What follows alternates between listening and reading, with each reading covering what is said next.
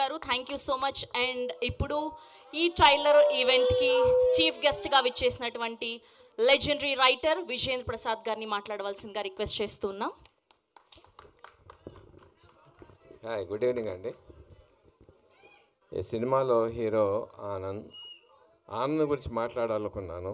దానికన్నా ముందు ఆనంద్ ఫ్యాన్స్ గురించి మాట్లాడతాను. పవర్ స్టార్ పవన్ కళ్యాణ్ ఫ్యాన్స్లో ఏ జోష్ ఉందో ఆ జోష్ మీలో కనిపించింది. Keep it up sir. Rajesh garu, I owe a sincere apology to Rajesh garu. Incidentally 3 రోజుల క్రితం నేను బేబీ సినిమా చూశానండి.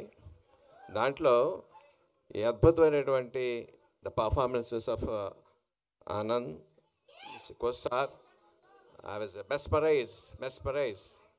ఏం అద్భుతంగా స్క్రిప్ట్ రాశారో, ఏం అద్భుతంగా పర్ఫార్మెన్స్ తీసుకున్నారో. I sincerely owe my apology, appreciation. God bless you. Uday నా దగ్గర పనిచేశాడండి. I know his talent. మంచి కామెడీ టైం ఉంది, సిన్సియారిటీ ఉంది, ఇంటెగ్రిటీ ఉంది, ఆనెస్టీ ఉంది. I'm sure this going to be big hit. And my sincere కోస్టార్స్కి మీ అందరికీ కూడా మై సిన్సియర్ గుడ్ విషెస్. ఈ cinema Gam gum Ganesh title కదా. ఇప్పుడు ఎలక్షన్స్లో తెలంగాణలో 72% అది వచ్చింది, ఆంధ్రలో 81% వచ్చింది.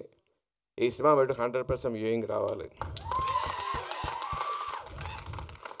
ఇప్పుడే వస్తుంటే బయట గణేష్ నా చెవిలో చెప్పాడు, ఏదైనా సరే గణేష్ పూజ చేయకుండా ఉంటే చేస్తే వాళ్ళకి ఎదురు తగులుద్ది. యూత్ ఎవడన్నా సరే ఈ సినిమా చూడకుండా ఏ అమ్మాయి కన్నా ప్రపోజ్ చేస్తే వాళ్ళు అప్ప పగులుద్ది. All the best. Thank you sir, thank you so much. That was a crazy speech.